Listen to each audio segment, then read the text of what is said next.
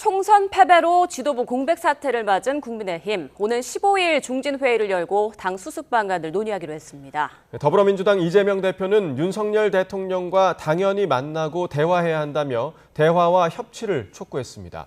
정치권 소식 알아봅니다. 이준엽 기자. 네, 국회입니다. 네, 국민의힘이 총선 패배 이후 거센 후폭풍에 휩싸인 모습인데요. 내부 분위기 자세히 전해주시죠. 네, 어제 총선 참패 책임을 지고 한동훈 비대위원장이 취임 100여일 만에 물러났죠. 이에 따라 당대표 권한대행을 맡게 된 윤재욱 원내대표가 오늘 오전 서울 여의도 중앙당사에서 기자들을 만나 입장을 밝혔습니다. 일단 총선 패배 원인이 무엇이냐는 기자들의 질문에는 말을 아꼈습니다. 다만 오는 15일 4선 이상 당선자들을 모아 당 수습 방안과 당선자 총회를 비롯한 향후 일정을 논의하겠다고 설명했습니다. 여러 가지 수습 방안에 대한 중진 의원님들의 고견을 듣도록 그래서 그걸 참고하고 현재 당내에선 조기 전당대회를 열어야 한다는 입장과 함께 관령 비대위부터 일단 띄워 혼란을 수습해야 한다는 주장이 맞서고 있습니다.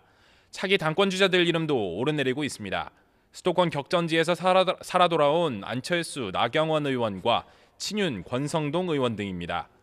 이런 가운데 당 일각에선 용산 책임론과 함께 국정기조 전환을 요구하는 목소리가 공개적으로 분출되고 있습니다. 홍준표 대구시장은 한동훈 전 비상대책위원장을 겨냥해 깜도 안 되는 한동훈이 들어와 대권놀이하면서 정치 아이돌로 착각하고 셀카만 찍다 당을 말아먹었다고 비난했습니다. 안철수 의원은 오늘 라디오 인터뷰에서 사퇴 의사를 밝히지 않은 안보실과 정책실까지 모두 쇄신을 위해 직을 내려놓을 것을 주장했습니다. 김재섭 당선인도 김건희 여사 특검법에 대해 우리가 전향적 태도를 보일 필요가 있다면서 민주당 이재명 대표와 만나는 것도 선택이 아니라 당위의 문제라고 말했습니다. 네, 민주당은 22대 국회 당선인들이 첫 공개 일정을 소화했다고요?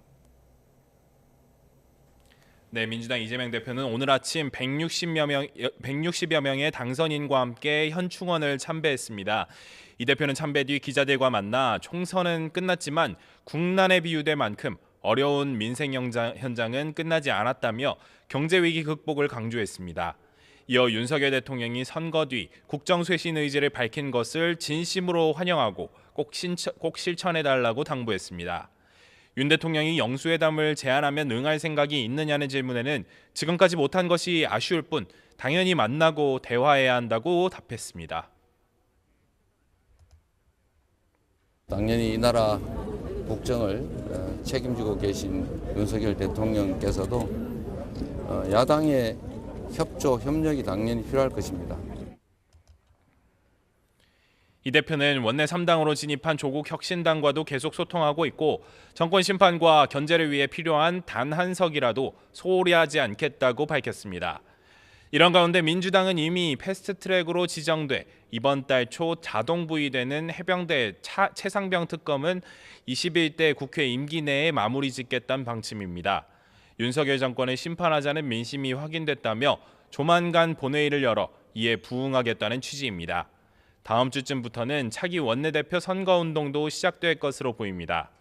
22대 국회 원구성 등과 관련해선 민주당 몫이 될 국회의장으로 6선의 조정식 사무총장과 추미애 당선인 등이 거론되고 있습니다. 지금까지 국회에서 전해드렸습니다.